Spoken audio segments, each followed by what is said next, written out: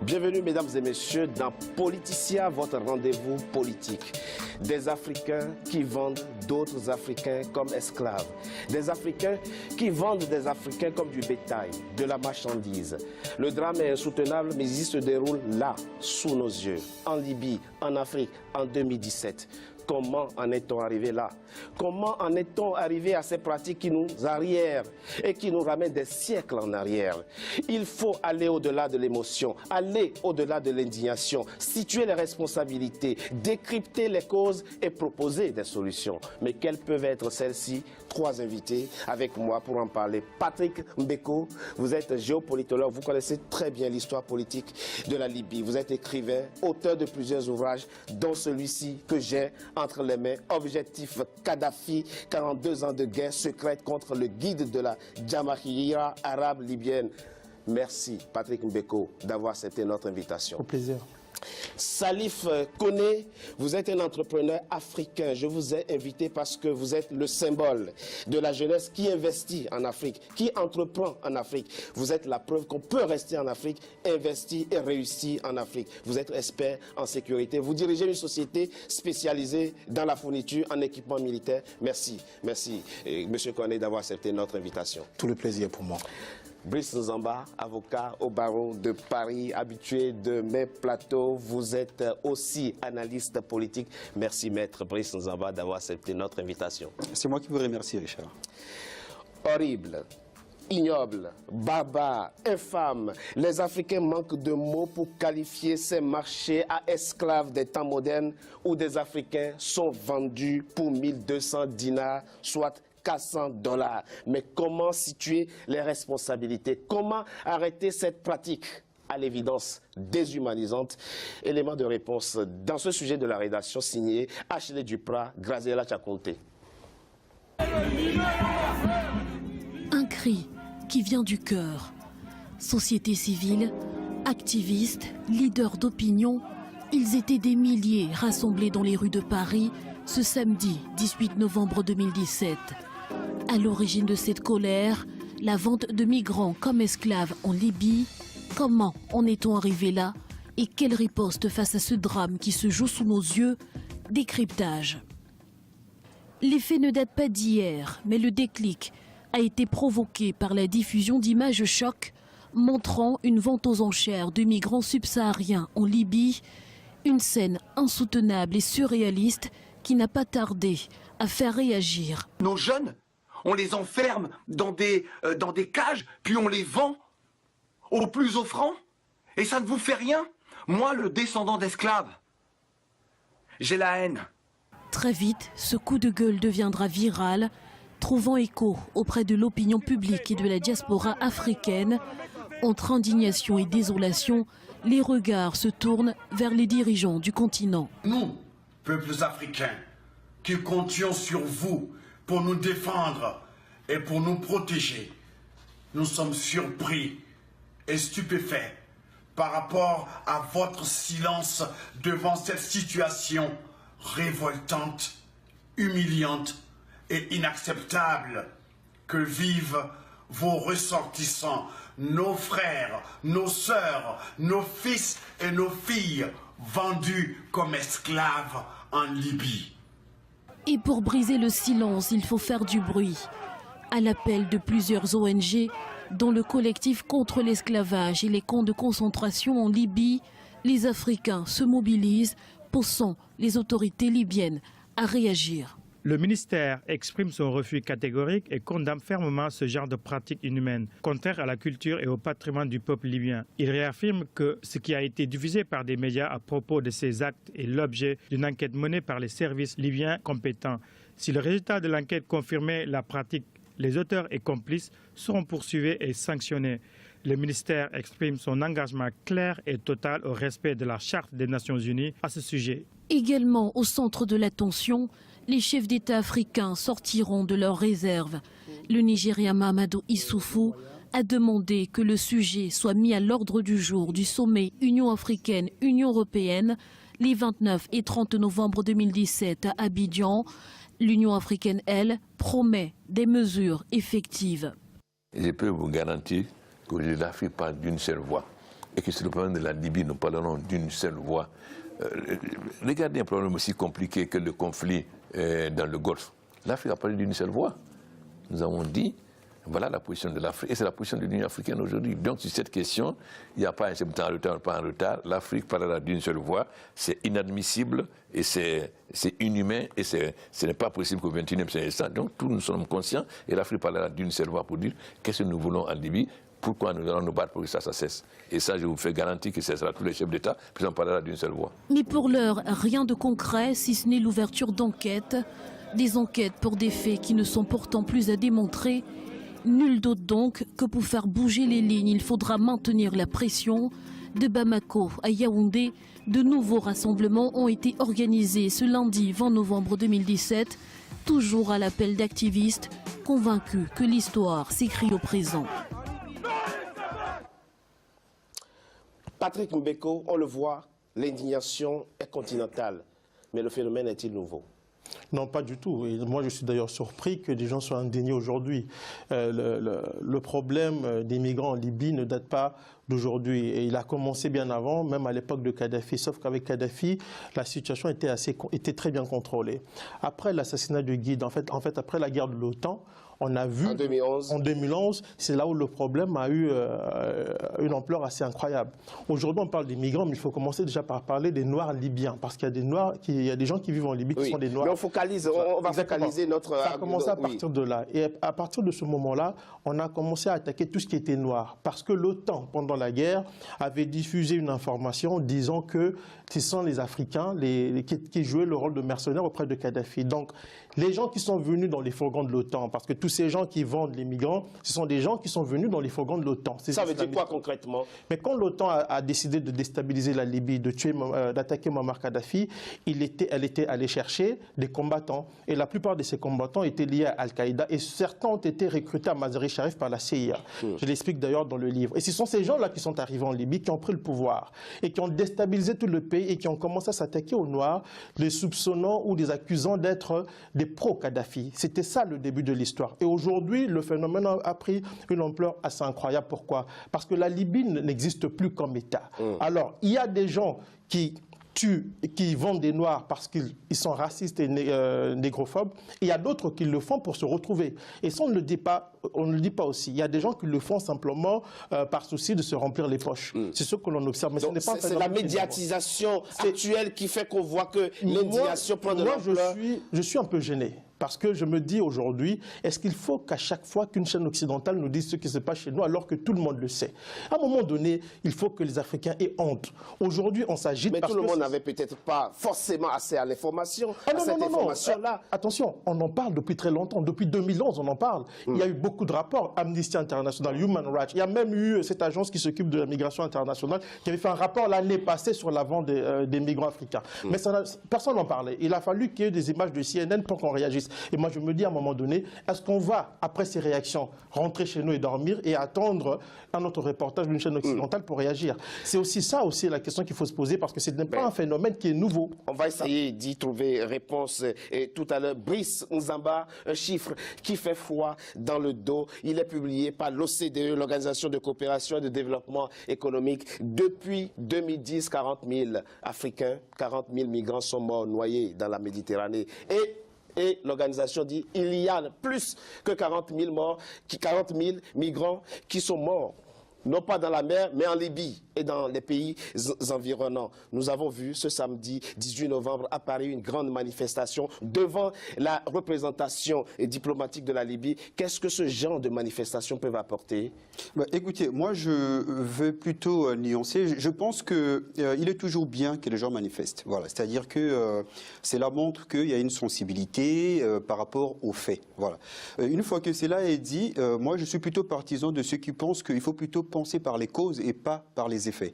Voilà, donc le fait qu'on voit des migrants noyés dans la Méditerranée, des migrants vendus comme esclaves, Oui. ça c'est les effets d'un processus qui commence à un certain niveau et donc les causes doivent être recherchées. Oui, mais ça donc la n'empêche question... ça n'empêche pas quand même qu'on proteste contre. Ah non, mais moi, contre c'est ce que j'ai dit. Je pense que les manifestations, c'est une bonne chose. Ce serait quand même extraordinaire qu'après avoir vu ces images abominables, que les gens restent chez eux et qu'ils continuent la vie comme si rien ne s'était passé. Aujourd'hui, on a la chance d'avoir des réseaux sociaux, on a la chance d'avoir des chaînes. Moi, je pense que peu importe la chaîne d'où ça vient et que dès lors que ça a produit les faits que ça a produit, je pense que c'est une bonne chose. C'est vrai que c'est regrettable qu'on ait attendu ces laps de temps depuis 2011, 2012, 2013, après plusieurs... Mieux vaut tard que jamais. Voilà, comme on dit. Oui. Donc aujourd'hui, je pense qu'il y a un temps pour s'indigner, il y a un temps pour les manifestations, il y a un temps pour organiser cette émotion, pour donner une forme intelligente à cette émotion, pour espérer produire des effets concrets. Les effets concrets, c'est quoi? C'est comment en finir avec l'abomination qui se déroule sous nos yeux en Libye. Voilà, on nous a appris, pour certains, on nous a appris que les nôtres, durant 4 siècles, ont connu l'état de meubles, que ce soit en Occident ou que ce soit dans certains lieux en Orient. Aujourd'hui, on peut dire aujourd'hui qu'on n'était pas là. Aujourd'hui, ça se passe sous nos yeux. Donc on ne peut pas dire qu'on ne sait pas.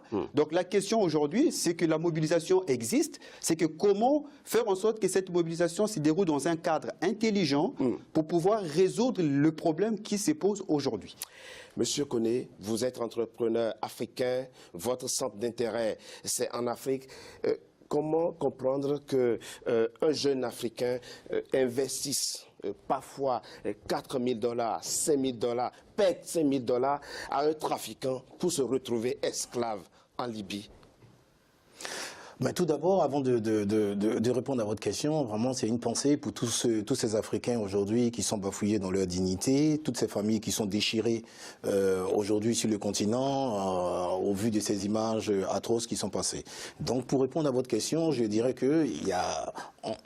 on a du mal à comprendre que des Africains aujourd'hui qui, soi-disant, qui sont dans des conditions difficiles sur le continent, arrivent à avoir une certaine somme assez conséquente pour pouvoir arriver jusqu'en Libye, traverser et espérer, entre guillemets, avoir une vie meilleure sur ce continent-là, qui est pratiquement un nouveau départ et en probabilité, je pense que tous ceux qui ont fait ce parcours dans ce sens du nord au sud ou du sud vers le nord n'ont pas forcément réussi ici. Donc l'image qu'on donne de l'Eldorado n'est pas forcément la bonne.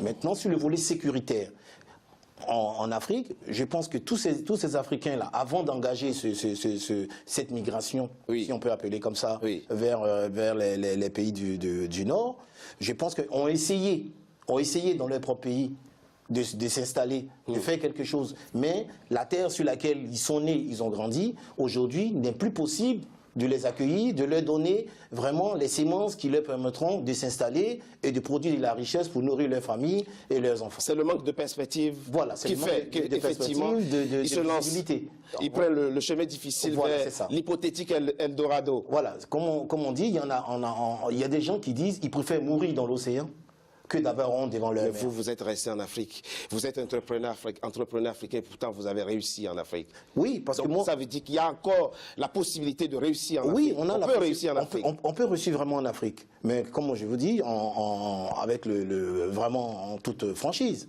il faut vraiment avoir relevé les manches et parce qu'on a un problème de personnes, déjà, en tant que nous, Africains, de formation. Et quand on vient sur des marchés africains, on se rend compte que les solutions que nous voulons apporter pour nos États en Afrique, les Africains même localement qui sont là, nous combattent. Alors que nous sommes là pour leur apporter des solutions. Mais ça, c'est un autre problème sociologique qu'on pourra aborder dans le cadre de notre émission. Patrick Mbeko, dites-nous très rapidement, est-ce qu'aujourd'hui, qu'est-ce que ça apporte de manifester aujourd'hui devant l'ambassade ou le consulat de la Libye? Est-ce que ça peut avoir de répercussions aujourd'hui, très rapidement? Je pense déjà, on apprend l'ouverture d'enquête en Libye. Bon, ça, pour moi, ça ne veut rien dire. Ça ne veut rien dire du tout. Parce que ça fait plusieurs années que les responsables libyens disent qu'ils vont enquêter. Puis qui va enquêter? Puisqu'en Libye, il y a 2 gouvernements. Il y a plusieurs milices. lourdement armés qui contrôlent plusieurs régions. En fait, tout ce qu'on nous raconte, c'est du n'importe quoi. Maintenant, quant aux manifestations, manifester, c'est bien. Mais c'est quoi l'objectif ? Quel est l'objectif poursuivi? Parce que si on manifeste, si on veut faire ce que moi j'appelle des manifestations spectacles, ça ne sert à rien. D'accord. Et aujourd'hui, oui. Interpeller les autorités libyennes, ça ne sert à rien? Non, mais les autorités libyennes sont au courant de tout. C'est comme si vous allez en enfer et vous voulez interpeller le diable. Mais non, ça n'existe pas. Les autorités libyennes sont au courant de tout. Amnesty International avait saisi les autorités libyennes il y a de cela 3 ans sur cette affaire-là. Il y a l'agence d'immigration internationale qui avait fait la même chose il y a 1 an. Donc cela ne veut rien dire. C'est parce qu'il y a une certaine pression que les autorités libyennes essaient de manœuvrer. Mais encore une fois, quelles autorités? Est-ce que c'est Al-Sarraj qui contrôle une partie du pays, ou Khalifa Haftar, ou encore toutes les autres milices qui contrôlent d'autres... Alors, vous qui connaissez très bien ce pays, vous êtes en train de nous dire quoi? Qu'on ne peut rien faire? Non, en fait, il y a un problème. Le pays a été complètement déstabilisé. La Libye n'existe plus. La Libye comme État n'existe plus. On essaie de régler un problème sans pouvoir en interroger les causes profondes, comme l'a dit le compatriote qui est là. Le problème, il est là. Au niveau de la Libye, on ne peut rien régler tant et aussi longtemps qu'on ne va pas stabiliser la situation. On ne peut pas stabiliser la situation. Pourquoi? Parce que les puissances occidentales qui sont impliquées dans cette affaire-là ne peuvent pas vouloir que la Libye soit stabilisée.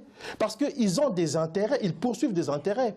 Je vous rappelle une chose, dans ce livre que vous avez là, je reproduis un document des services secrets canadiens. Il est daté du 15 mars 2011. Le 15 mars, les services de renseignement militaire canadien dit quoi? Il envoie une note au Premier ministre Stéphane Harper pour lui dire que si on intervient en Libye, il y aura une déstabilisation à long terme du pays.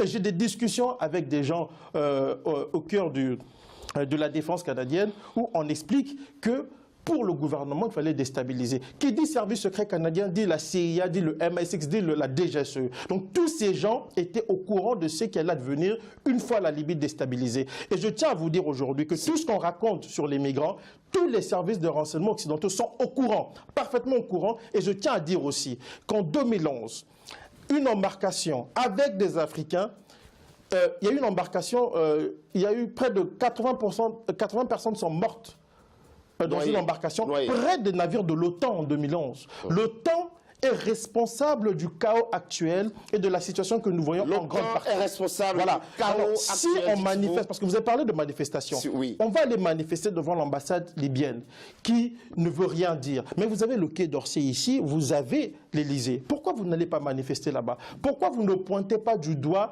les acteurs majeurs de cette crise? Parce que ce que ces gens-là font, ce n'est pas mauvais, mais ils jouent le jeu des journalistes de CNN qui passent leur reportage en n'expliquant pas à leur opinion publique, à l'opinion mondiale, pourquoi la Libye se retrouve dans cet état et qui sont ces gens qui vendent des Africains, parce que ces gens, ce sont des sous-traitants de l'OTAN. Comment la Libye était devenue une poudrière? Je propose qu'on marque une courte pause et qu'on en parle dans la deuxième partie de notre émission. À tout de suite. Deuxième partie de Politicien, votre rendez-vous politique. Un nouvel invité m'a rejoint, Claudie Sia. Vous êtes journaliste. Au fond, je ne vous présente plus. Vous avez, d'une certaine manière, provoqué ce que j'appellerais une insurrection des consciences. Et ça a donné lieu à une manifestation, une grande manifestation, ce samedi 18 novembre, devant la représentation diplomatique de la Libye. En France, vous êtes un homme révolté, indigné. Merci. Merci d'avoir accepté notre invitation. Merci de me recevoir. Et mes deux autres invités sont restés avec moi, Patrick Mbeko, géopolitologue, et Brice Nzamba, avocat, analyste politique. En 2011, la France et avec l'OTAN ont voulu sauver Benghazi, éviter le bain de sang à Benghazi. Et en bombardant la Libye, ils l'ont désintégré et transformé en une poudrière où prospèrent désormais des activités de grande criminalité. De la stabilité à la poudrière, c'est un sujet de la rédaction signé Ibrahima Dioumaba.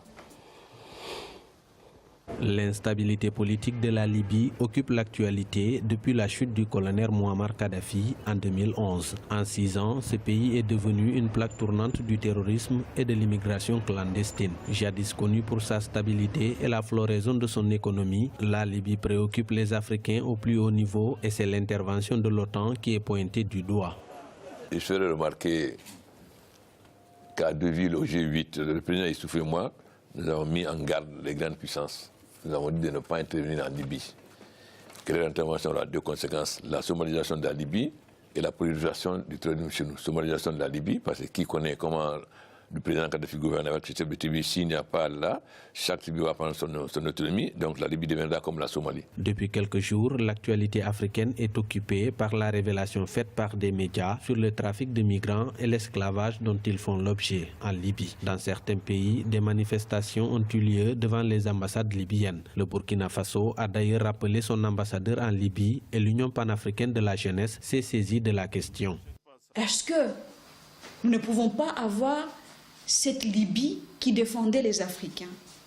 C'est pas la Libye d'hier, ça. C'est pas la Libye qui venait au secours des Africains. Donc il ne faut pas que nous puissions oublier les responsabilités qui sont partagées ici.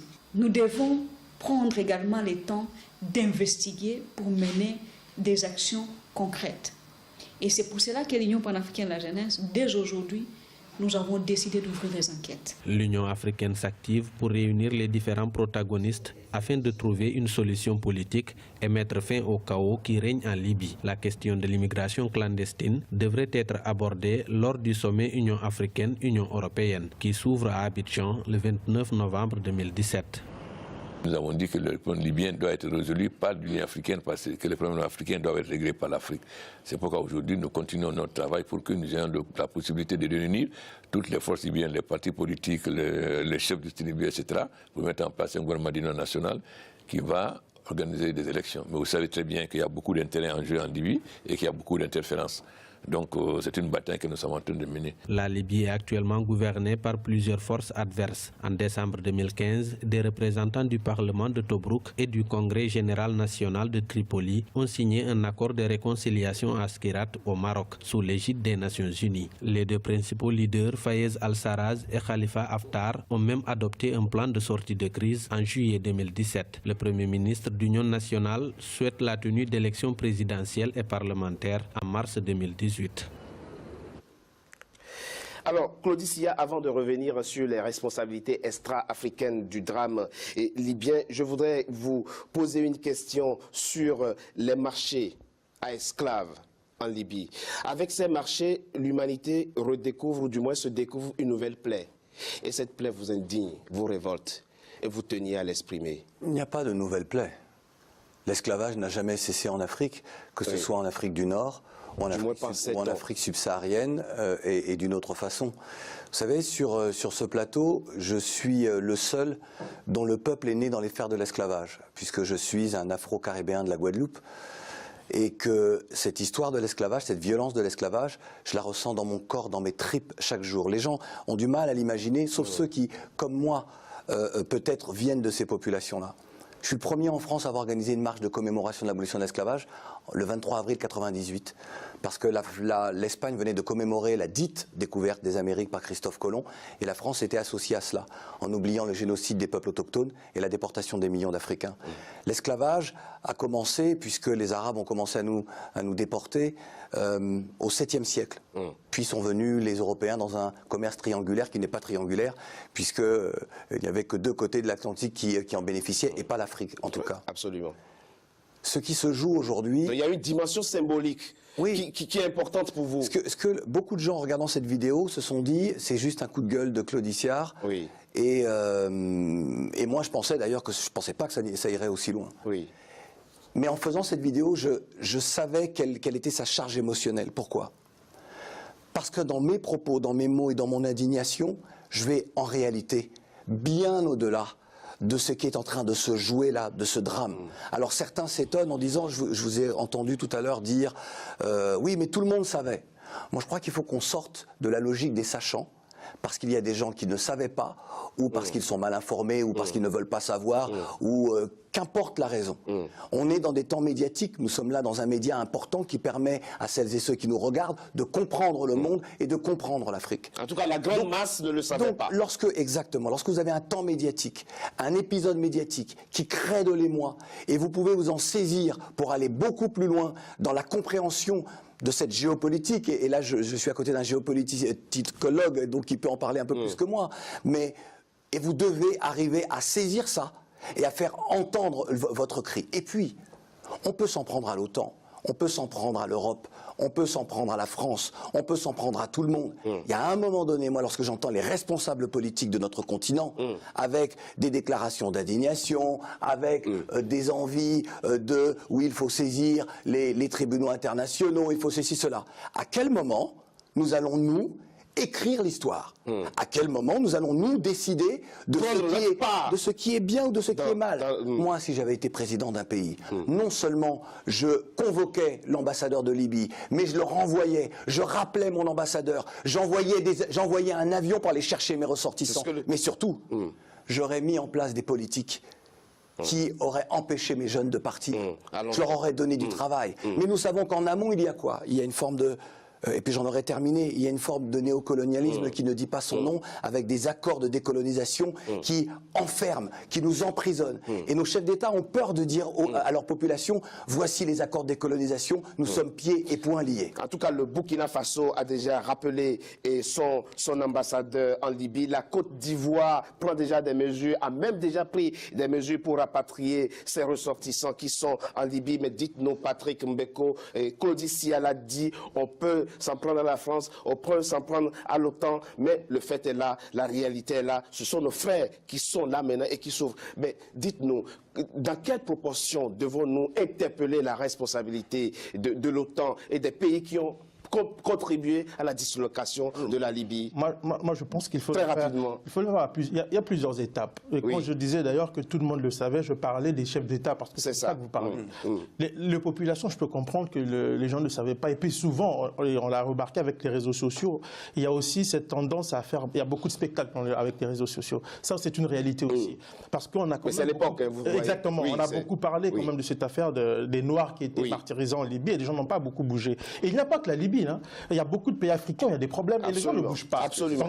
On attend, les gens ne bougent pas. C'est-à-dire que quand il y aura un reportage, les gens vont bouger. C'est une réalité que l'on observe. Donc, je suis d'accord avec Claudie quand il dit qu'il y a une responsabilité à prendre. Et cette responsabilité, écrire l'histoire, c'est aussi faire comme Cheikh Anta Diop l'avait dit, ne pas chercher à ce que la vérité ait une couleur.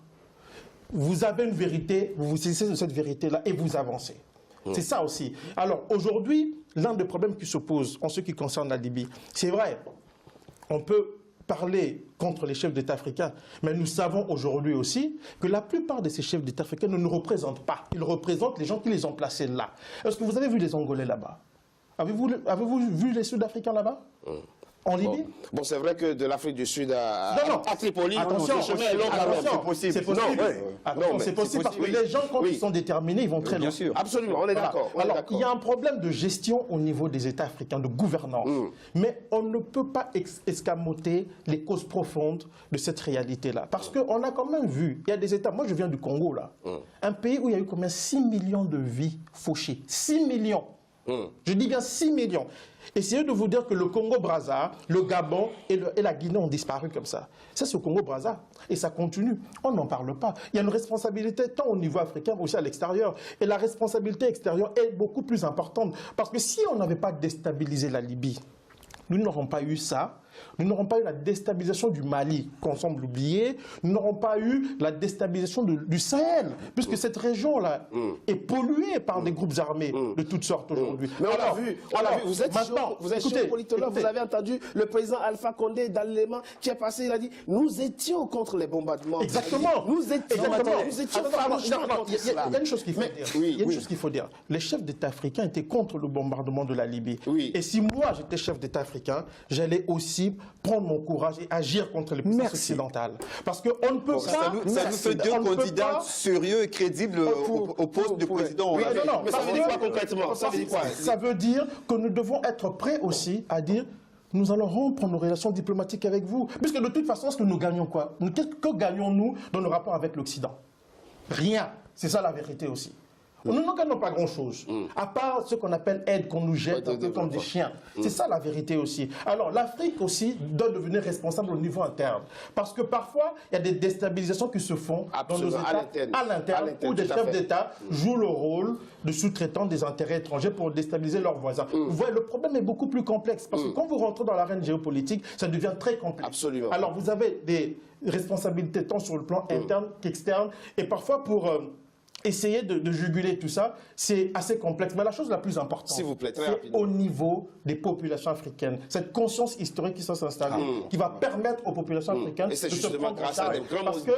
Parce qu'aujourd'hui, ce que l'on constate, c'est qu'il y a un réveil. Et il faut travailler dans ce sens-là, pousser pour qu'il y ait des changements profondeurs. Il faut que les chefs d'État, et il y a une chose qui est très importante, c'est que les chefs d'État africains ne s'en remettent pas à leur peuple. Alors que s'ils s'en remettaient à leur peuple, leur peuple deviendront leur bouclier face à des émissions étrangères. Ce qui n'est pas fait aujourd'hui. Brice Nzamba, curiosité de l'histoire, les Européens se frottent les mains en ce moment. Ils disent ils commencent à comprendre, mais c'est très bien si leur mobilisation peut faire que effectivement on ne soit plus envahi, ce serait très bien. Et comment devons-nous aller au-delà? Parce que n'oublions pas qu'au départ, il y a cet accord avec Kadhafi qui consistait à sous-traiter la question des réfugiés en Libye. Ça a été une erreur?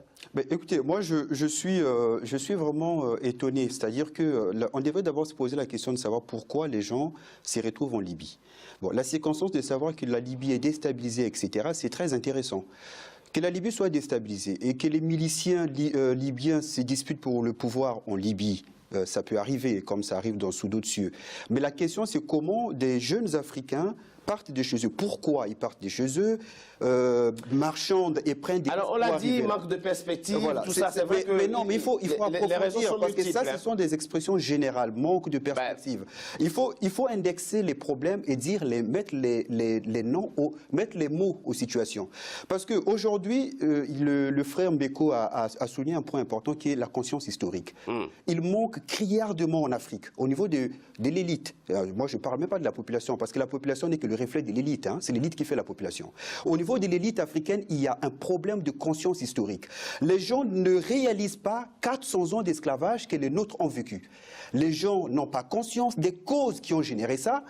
Et parce qu'un peuple qui n'a pas conscience de son histoire est condamné à revivre cette histoire. Et ce n'est pas que des mots. Hein. On est en train de vivre ça au quotidien. Voilà. Ça, c'est le premier point. Le deuxième point, il y a des prospections qui sont faites dans des cercles de réflexion occidentaux sérieux qui disent que en 2040-2050, la population africaine va constituer 50% de la population mondiale. Oui, soit 2,4 milliards. Voilà, ça c'est 2050. En 2300, hein, ça c'est des projections encore plus loin, parce que ces gens-là, ils voient... Oui, c'est des gens qui voient loin, parce que nous on parle que d'aujourd'hui, demain on ne sait pas ce qui va se passer. Ils disent que 85% de la population africaine, si on ne fait rien, 85% de la population mondiale risque d'être africaine. Si on ne fait rien. Pourquoi risque? Donc, c'est-à-dire que les conditions telles que le planning familial est fait en Afrique, etc., s'il n'y a rien n'y est fait pour s'opposer à cet élan-là, la population africaine ne fera que se multiplier. Alors, quand on a des hommes politiques, une élite qui est visionnaire, elle fait quoi? Elle prévoit des cadres structurels, d'abord, l'existence d'un vrai État, parce qu'un État, déjà, il contrôle son territoire. Un État s'adosse derrière une nation qui a une vraie conscience des intérêts communs. Et ensuite, il y a une vision de puissance pour se protéger, non pas seulement à l'échelle de l'État, à l'échelle de la sous-région et à l'échelle du continent. Il faut une vision. Et quand on n'a pas cette vision-là, eh ben, la nature ayant horreur du vide, on subit la vision des autres. C'est que justice. Donc, on est dans un processus où, aujourd'hui, on s'indigne, ce qui est très bien, mais s'il n'y a pas une élite qui a une vision et qui a la volonté de créer les conditions, de se donner les moyens d'assurer sa propre survie, hein, comme disait Frantz Fanon, un peuple ne développe pas un autre peuple, il se développe lui-même. Il faut d'abord partir de son propre intérêt. Ça, c'est ce qui nous manque. Nous avons aujourd'hui des chefs d'État qui ne représentent que leur clan et leurs propres intérêts. Ils n'ont aucune perspective, aucune vision pour leur jeunesse. Alors moi, je suis étonné que des jeunes qui vont se noyer dans l'océan, en Méditerranée, ou qui sont même maltraités dans des pays du Maghreb, aucun chef d'État africain ne monte au créneau. Mais c'est quand même extraordinaire.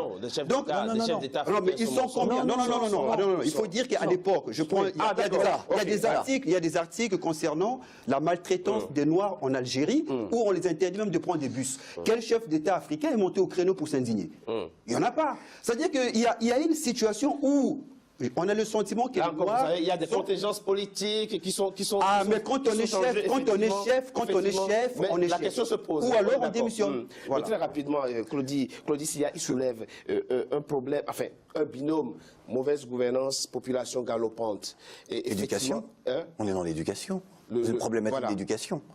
Le risque éducation des élites, et donc forcément, vous savez, lorsque vous avez à la tête d'un État des personnes telles qu'elles soient, je ne veux pas citer un pays, mais lorsqu'un ignorant dirige et ignore qu'il est ignorant, c'est le pire des fléaux pour un pays. C'est le pire des fléaux. Et pourtant, il y a des pays qui arrivent quand même à s'en sortir. Vous avez dit tout à l'heure, est-ce que vous voyez des Angolais là-bas?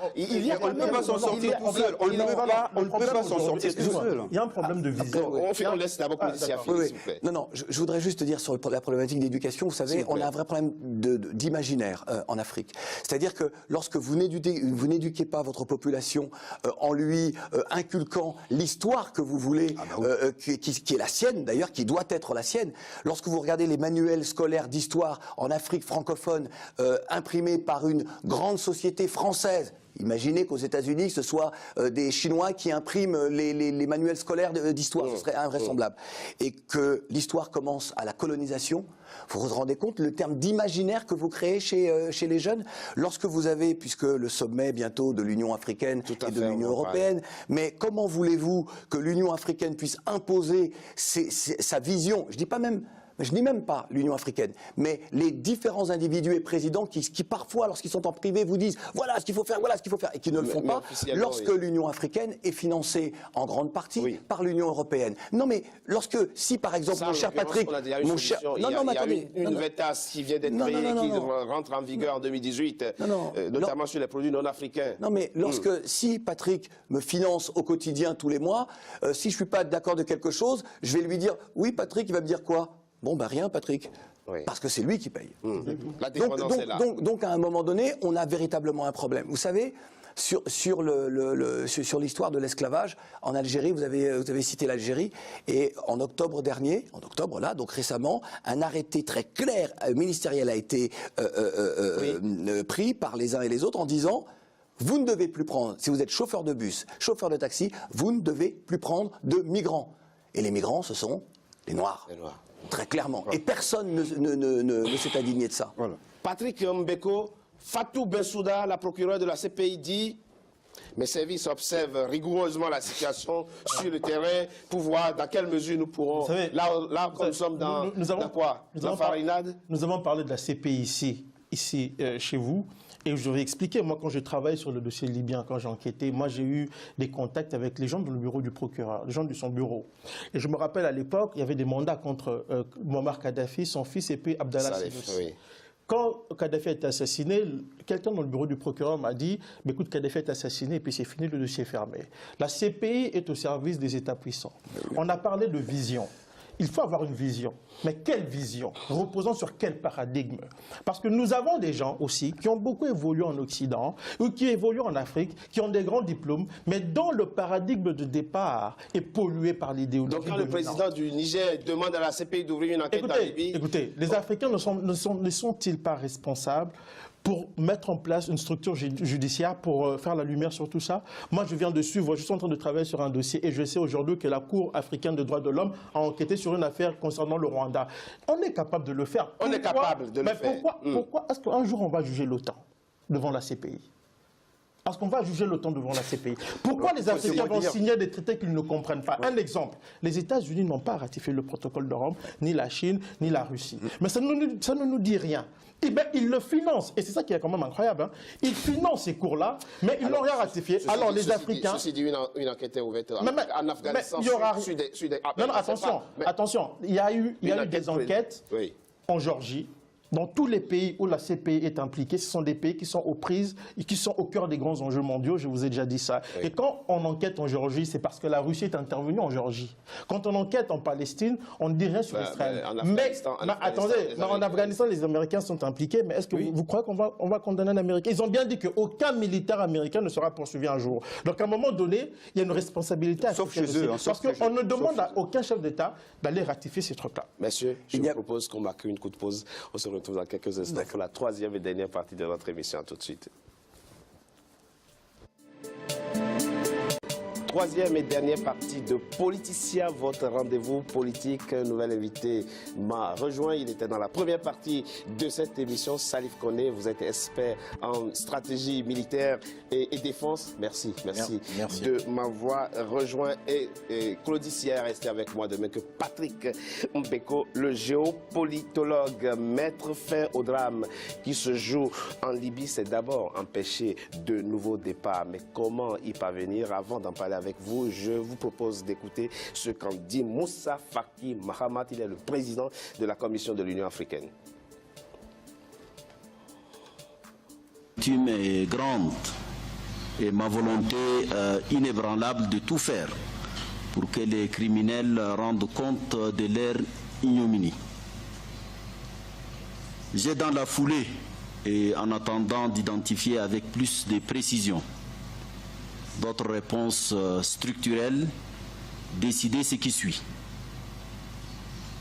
L'envoi en toute urgence de Madame Amira El Fadel, commissaire des affaires sociales pour une mission en Libye, pour porter notre message de vive préoccupation aux autorités libyennes, de solidarité, de compassion et de soutien aux victimes des crimes.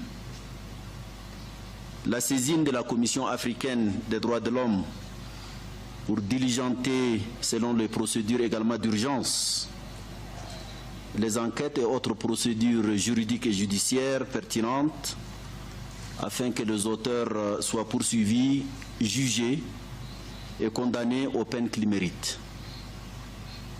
La demande adressée à certains États membres pour la mobilisation des appuis logistiques aux fins de rapatriement éventuel de ces migrants africains en Libye qui souhaitent rentrer dans leurs pays respectifs.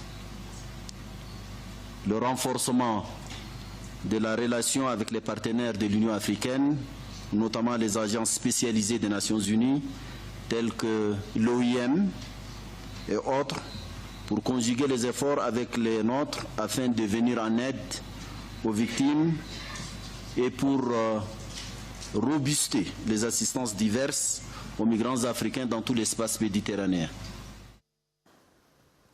C'était donc Moussa Faki Mahamat, le président de la Commission de l'Union africaine. Claudicia, et une mesure phare a été annoncée par le président, c'est d'affréter des avions pour que tout Africain, il ne dit pas, il n'a pas nommé un pays, tout Africain aujourd'hui en Libye qui souhaite retourner dans son pays puisse le faire.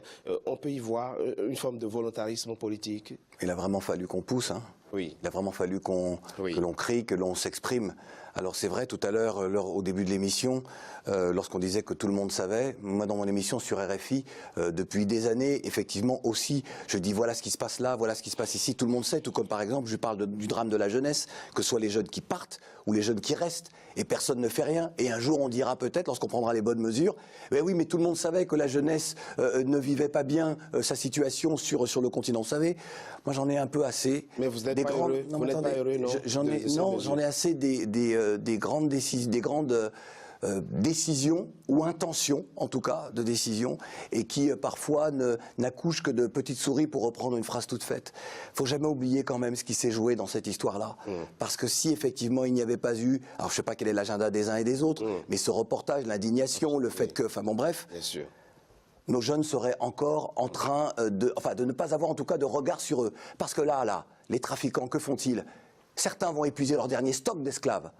D'autres vont peut-être les tuer. On sait bien que les groupes armés, que les milices ont toujours tué. Nous, on a toujours alerté en disant nos jeunes se font tuer dans le désert et ça n'a jamais fait bouger nos chefs d'État. C'est parce que je ne suis pas en train d'essayer de les acculer et de leur dire ce n'est pas bien de faire quelque chose. C'est bien s'ils commencent à faire quelque chose. Il ne faut jamais oublier que l'Union européenne a donné le 3 février 2017 une rallonge de 200 millions d'euros à la Libye, justement d'Al-Sarraj, pour pouvoir enrayer, pour reprendre un terme qui se veut diplomatique, enrayer cette migration. En réalité, c'était pour stopper ces migrants-là. On savait bien qu'ils allaient se retrouver dans un cul-de-sac, dans un pays où on tue les nègres.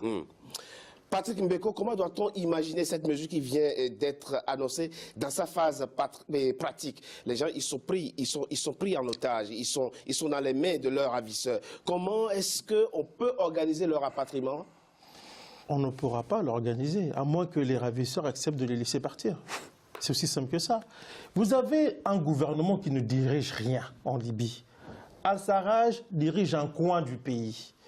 Vous avez Khalifa Haftar dans un autre coin. Oui. Et puis les milices, les amis de l'OTAN, qui dirigent aussi certaines régions du pays. Et ce sont ces gens-là qui gardent en otage nos frères, c'est sûr. Ce sont ces gens-là qui les vendent. Pourquoi? Parce qu'on a besoin de leurs organes. Les gens oublient ça.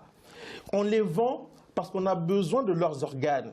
Ou alors pour de la prostitution, autre chose. Et ces gens-là, vous allez les demander à ces gens-là, mais écoutez, rendez-nous nos populations, ils vont rentrer chez eux. Non, mais vous avez suivi quand même les témoignages de certains oui, tout à fait, tout à fait. Ils disent clairement qu'on leur demande d'appeler leur famille en Occident pour qu'ils envoient l'argent. Et même en Afrique. Exactement. Même en Afrique. Et même quand ils le font, après ils changent d'avis. Alors en fait, ce que le monsieur de l'Union africaine dit, c'est du n'importe quoi. C'est de la com, en fait, parce qu'il y a eu quand même cette vague. C'est de la com. Mais que faut-il faire? Que faut-il faire là maintenant? Le problème, c'est ça. Le problème, c'est qu'il y a un pays qui est déstabilisé là. Oui, c'est comme si ça, on l'a constaté. Mais oui, mais après le constat, qu'est-ce qu'on fait? On ne peut pas régler la question libyenne, la question des migrants, si on ne règle pas la question libyenne. On ne peut pas régler la question du Sahel si on ne règle pas la question libyenne. Tout ça est lié, qu'on le veuille ou pas. Et il y a un travail à faire au niveau des pays d'où les migrants partent. Ça, c'est un fait, on l'a dit. Mais au niveau de la Libye, regardez, ça fait 5 ans que les mecs négocient. Ça fait 5 ans. Oui. Ils viennent là, le président ils vont aux États-Unis. Rien ne change. Vous savez pourquoi rien ne change? Parce que les puissances occidentales qui sont en arrière-scène, chacune joue sa partition. Vous avez Al-Sarraj qui est soutenu par des gens qui vendent des Africains. Vous avez Khalifa Haftar qui est soutenu par les mêmes gens qui vendent les Africains. Les deux sont soutenus par les puissances régionales. Vous avez l'Arabie Saoudite, le Qatar, vous avez aussi l'Égypte, vous avez la Turquie. Et tous ces pays sont chapeautés par qui? Par les puissances occidentales. Voilà la réalité. Richard, alors, c'est un piège sans fin. Non, attendez, je suis désolé, juste 30 secondes, Salim. Je voudrais juste te dire que l'avion qu'on envoie en Libye, il va atterrir d'abord. Quand vous avez un pays qui est cassé en 1000 morceaux, nos frères qui sont en Libye ne sont pas parqués en pleine ville, ils sont dans des camps. Ils ne sont pas dans une ambassade. Qui ne sont pas répertoriés, qui sont dans le désert, qui sont dans des sous-sols, vous prenez les reportages, vous prenez les témoignages de ces migrants-là. En Bénin, ils voient des avions, vous dites, c'est bien, c'est un début. Mais celui qui sait qu'un avion existe, est-ce que celui qui est assis dans le désert peut savoir que son pays déjà a envoyé un avion, sachant très bien que dès qu'ils arrivent, le premier truc qu'on fait, on leur prend leur passeport, on leur prend leur téléphone et on les réduit à l'esclavage, on leur coupe tout moyen. Aujourd'hui, ils peuvent même pas. On ne savait pas de quel pays ils sont. Il y a un moment donné ici. Mais il faut arrêter de rêver. Voilà, ici sur ce plateau, il y a des éminences grises. Des gens qui peuvent réfléchir, conseiller nos chefs d'État, leur dire voilà ce que vous pourriez faire. Ce sont des choses simples. Non, attendez, des choses simples. On n'entend que du bon sens ici et de l'intelligence. Comment se fait-il que ce bon sens et cette intelligence-là ne soient pas aux côtés de ces chefs d'État? Il ne faut jamais oublier une chose. Ce qui se joue là, ce qui est perpétré là, ce sont des crimes contre l'humanité. Vous avez l'Union européenne qui a financé des tueurs, qui a financé des gens pour tuer d'autres gens. Et parce que nous ne sommes rien, nous sommes si faibles dans ce monde, parce que ce monde a été construit par les Occidentaux, il répond à des règles initiées, attendez, par des Occidentaux, et nous ne sommes que des figurants. Nous n'avons pas compris. Moi, par exemple, si ça était un billet de banque, par exemple, imaginons que ce soit un billet de banque, il n'a que la valeur que je lui donne. À un moment donné, nous pouvons très bien dire, nous sortons de cette communauté dite internationale qui n'a d'international que l'occidentalisation. Nous pouvons très bien en sortir et dire, maintenant, même si nous n'avons pas les plus beaux satellites du monde, nous allons vivre entre nous, créer notre monde et sortir de ce monde-là. Je vous assure, c'est quelque chose de simple. Nous ne pouvons plus répondre et accepter des règles qui nous oppressent et qui font de nous, même pas des vassaux, des esclaves. Parce qu'en réalité, l'Afrique est un continent d'esclaves. À différents niveaux, nous sommes donc un continent d'esclaves. Vous savez, excuse-moi Claudie, l'une des personnes là, il y a un gars parmi les esclavagistes là-bas, Abdelhakim Belhaj. Il a été accueilli ici à Paris. À Paris. Par les autorités françaises. Mais ce monsieur, à l'époque, on ne savait pas qu'il était... Non, attention. Ce monsieur a été arrêté en 2004 en Malaisie par la CIA parce qu'il n'était pas soupçonné. On savait qu'il était proche d'Oussama Ben Laden, impliqué dans les attentats contre les intérêts américains. Il a été arrêté, envoyé en Libye. Kadhafi l'a gracié, il l'a laissé partir. En 2011, il a été récupéré par l'OTAN pour combattre contre Kadhafi. Ce monsieur, après la chute de Tripoli, c'est lui qui a pris Tripoli avec l'aide de l'OTAN, des forces spéciales françaises. Après, il est venu ici en France, accueilli en grande pompe. Les journalistes étaient là en train de cirer ses pompes. Ce monsieur est devenu milliardaire. Il est au cœur d'un vaste réseau de trafic. Allons-nous partir de cette émission avec l'idée qu'on ne peut rien pour nos frères? On peut faire quelque chose, mais il faut dire quelque chose de très important ici. À un moment donné, il faut avoir le courage de dire acceptons de vivre dans notre coin, dans notre pauvreté, mais dans la dignité. Voilà. Parce qu'il ne sert à rien d'aller vous asseoir autour d'une table avec des gens qui ne jouent pas franc jeu. Parce que nous sommes là aujourd'hui, il y aura cette réunion-là en Côte d'Ivoire. Pendant ce temps, Afrique-Union européenne, 29-30 novembre 2017, qu'est-ce qu'on doit dire à ce sommet? Pendant ce temps, très rapidement, on fait il y a les Occidentaux veulent revenir en Libye officiellement. Là, je voulais parler de l'importance du reportage. Le reportage nous a permis à un certain de nos compatriotes africains de comprendre ce qui se passe. Mais derrière ce reportage, il y a aussi une stratégie. Parce que là, l'Occident va... Qu'est-ce que les Américains vont dire? On vend des Noirs, on va l'intervenir, non pas pour les aider, pour des raisons purement stratégiques. Et il faut que l'on le comprenne. Alors, il y aura un sommet de chefs d'État avec l'Union européenne en Côte d'Ivoire. Le président Alpha Condé, président de l'Union européenne, dit « Je mettrai le problème sur la table ». Non, pas mettre le problème. Il faut dire la vérité aux gens qui sont en face. C'est tout. Leur dire, nous savons comment vous fonctionnez, là, enough is enough. Si on n'est pas capable de dire ça, on veut faire de la diplomatie. Vous savez, quand je travaillais sur ce bouquin, j'ai été choqué par une chose. Les diplomates que je rencontrais, en privé, ça vocifère comme pas possible. En public, c'est étonnant. Vous les voyez là, comme des bambins, ils vont courber les chines. C'est choquant. Il y a un diplomate, un conseiller d'un chef d'État qui m'a dit, qui était dans tous ces États qu'on parlait de la Libye, mais quand je l'ai vu une fois à la télé, j'étais choqué. J'ai entendu parler, j'étais choqué. C'est ça. Il faut avoir le courage de le faire parce que ce sont nos enfants. Vous êtes en train de nous expliquer que les dirigeants africains doivent tenir le langage de vérité au sommet Afrique-Union. Vous pensez que la Chine se soucie de ce que pensent les Occidentaux des Chinois? Vous pensez que les pays d'Amérique latine se soucient de ce que pensent les Occidentaux d'eux? Ils ont souffert, ils ont été sous la bord des États-Unis. L'Amérique latine était l'arrière-cour des États-Unis. Aujourd'hui, ces gens ont décidé de dire enough is enough. Ils ont décidé de prendre leur destin en main. On peut le faire. Moi, je pense que ce n'est pas impossible. Salif Koné. Oui, moi, je pense au-delà de mettre le problème sur la table, tenir le langage de vérité, concrètement, qu'est-ce que l'Union africaine doit exiger dans quelques jours de l'Union européenne? Aujourd'hui, nous avons sur le continent un service de renseignement qui permet de maintenir certaines personnes au pouvoir. Quand il y a des manifestations sur le continent, ils sont bien avancés, bien au courant des trucs. On a un parcours des migrants sur le continent. On sait où ils passent, on sait où ils vont, la stratégie pour arriver à Tripoli, on le sait.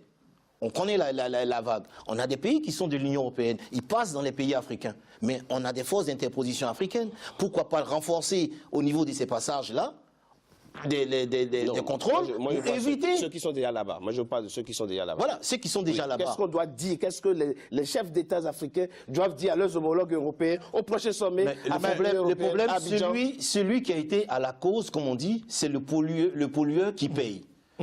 C'est le pollueur qui paye. Je ne vois pas un pays africain aujourd'hui qui a la capacité, ne serait-ce que financière ou militaire, d'aller dans le désert, aller chercher ces immigrants, les localiser. Aujourd'hui, c'est l'Union européenne.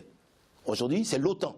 Ils ont assez de moyens, des drones à leur disposition pour identifier, ne serait-ce que identifier sur une cartographie, aujourd'hui, où se trouvent nos frères sur le continent et envoyer maintenant leurs équipes à disposition pour aller récupérer ces gens et revenir là. Nous sommes à une génération aujourd'hui, nous, Africains, une nouvelle génération, une nouvelle ère. Ce que nos parents ont fait, nous ne sommes plus prêts à les accepter aujourd'hui. Aujourd'hui, nous allons les affronter de face, les yeux dans les yeux, et le partage du gâteau aujourd'hui se fera avec nous. Ils n'ont pas le choix, et ça sera comme ça. Frantz Fanon a écrit Les damnés de la terre, et j'ai dit, moi, dans mes déclarations, nous ne serons plus jamais les damnés de la Terre. Les Africains, j'ai quelques instants, parce que vraiment, le comité, le collectif que nous avons créé, il y a quand même des propositions, il y a des choses qui vont se faire. Moi, j'ai pas fait tout ça, cette manifestation, juste pour m'arrêter là. Vous l'imaginez bien, qu'il y a un projet derrière. Les Africains sont les seuls qui n'ont pas le droit de voyager à travers le monde comme les autres. Est-ce qu'il faut rappeler ici comment ont été peuplées les Amériques, l'Australie, la Nouvelle-Zélande, la Tasmanie, c'est-à-dire par le génocide des peuples autochtones, par le vol, par le brigandage. Et aujourd'hui, les Européens sont sur ces terres-là et ils estiment que ce sont leurs terres. Il n'y a pas de raison. Et moi, je ne dirai plus jamais aux jeunes, ne partez pas. Lorsqu'on est jeune, qu'on a 17 ans, qu'on n'a pas d'espoir d'une vie meilleure sur sa terre, on veut chercher l'espoir d'une vie meilleure. Souvenez-vous cette chanson de Goldman, là-bas. C'est ce qu'il dit dans cette chanson qui a 25 ans à peu près. Aujourd'hui, il y a des possibilités pour que les choses changent. Pour cela, il faut que nos responsables politiques nous écoutent. Je crois, puisque nous sommes au cœur de l'esclavage, moi j'ai souvent dit depuis 15 ans, je dis à différents responsables politiques, je leur dis, nous avons le culte des ancêtres dans nos cultures, dans nos identités. Comment se fait-il qu'il n'y ait pas une journée officielle pour honorer la mémoire des millions d'Africains esclavagés durant la traite arabe et durant la traite européenne? Il faut qu'il y ait ça, parce que ça veut dire que nous nous réapproprions notre histoire et nous écrivons l'histoire, avec notre regard à nous et pas le regard occidental. Il faut qu'il y ait, je l'avais organisé en Guinée en 2015, il faut qu'il y ait aujourd'hui sur un continent de jeunes, qu'il y ait des consultations nationales de la jeunesse. Il faut consulter la jeunesse pour savoir quelle est leur vision de la nation, de l'avenir du pays et de leur avenir également individuel. Ça me semble important. Et puis, il y a un fonds qui a été mis en place depuis déjà 2-3 ans, je crois, pour que l'Union africaine crée un média panafricain, radio et télévision. Il est important aujourd'hui, tant que dans un monde de l'hypermédiatisation, tant que vous ne contrôlez pas l'information, votre image ne sera jamais conforme à la réalité. Il faut donc que ce fonds soit à la disposition de professionnels et que nous puissions créer une chaîne de télévision internationale, une chaîne de radio internationale, quelque chose de multimédia avec des sites et que ce soit la voix de l'Afrique. C'est la fin, mesdames et messieurs, de Politicien, votre rendez-vous politique. Je vous remercie d'avoir été nombreux à suivre. Restez fidèles au programme d'Africa 24. À très bientôt pour un nouveau numéro de Politicien.